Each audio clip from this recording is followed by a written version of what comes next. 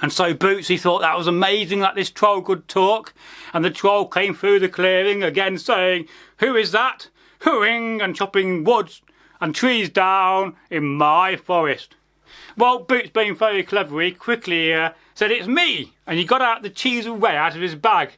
And he said to the troll, "If you come near me, I will do the same to this stone as I do to you, to your head." And he got the cheese away and he squeezed it. And all this water came out the way. And well, the troll, he was flabbergasted. "Unbelievable," he shouted loudly.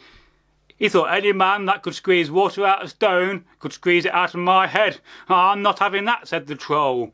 And the troll was, well, he was quite clever for a troll. He said, "I tell you what, why don't we chop and hew logs together? And at the end of the day, we'll split it 50-50. And what is yours and mine is mine, and we'll both be happy. And you won't squeeze my head like you done with that stone."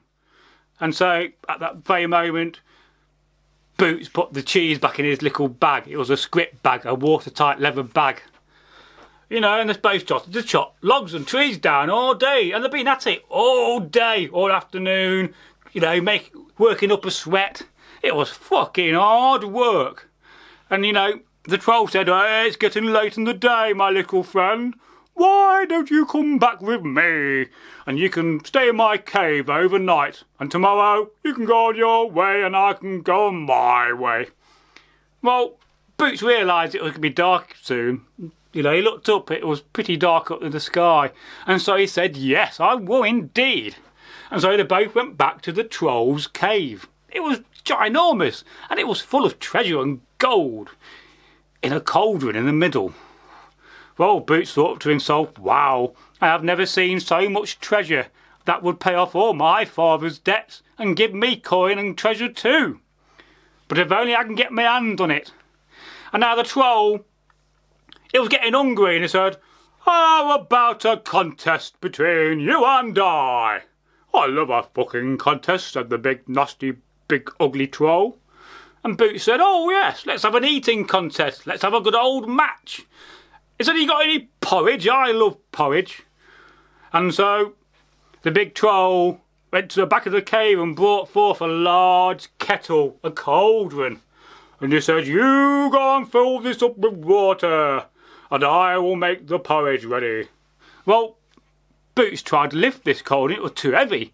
And so he said, No. You fetch the water and I will get the porridge ready." And so the troll agreed to do this. And so Boots got the oats and started to mix it all up in a big bowl. And then the old troll came back with this big fucking kettle of water. It was a top bollocks of kettles. Really was. Lovely ironwork.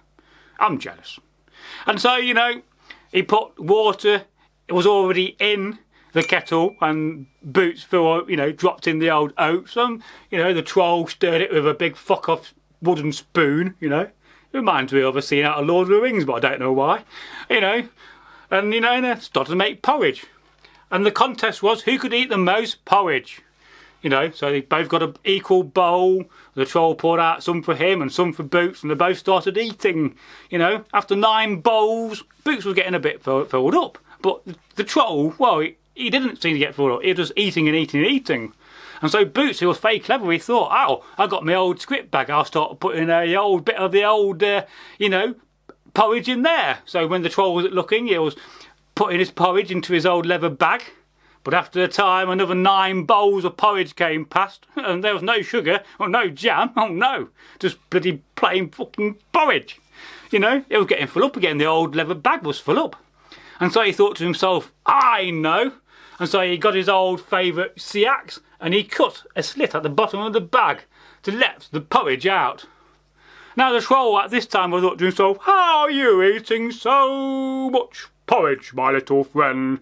Oh, this is fucking unbelievable." And, Boots showed him, "Look, I've got a little slit in my stomach."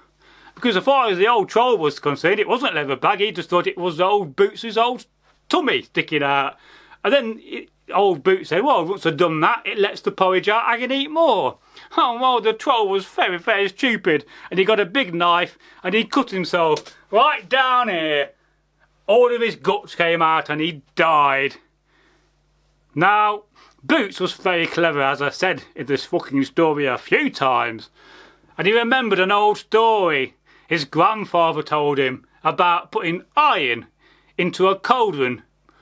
Because he couldn't lift the cauldron of treasure. He tried and tried to think, oh, I'm going to take that back home with me, but he could not lift it. He realised it was cursed by some troll magic. And so he realised from the old story, if he threw in an old rusty sea axe, which he found on the floor, it would diffuse the magic. And so he did this. He got the old rusty sea axe, he threw it in the cauldron, and he was able to lift the cauldron. And that next day he walked back struggling with the cauldron to his dad's Iric's old longhouse, the farmstead, and his dad was very happy, and the family was out of debt, and good old fucking Boots had made a lot of coin and treasure that day. The end of the story. Now, please remember to like the video, subscribe to the channel, and leave a comment in the comments box below. Goodbye.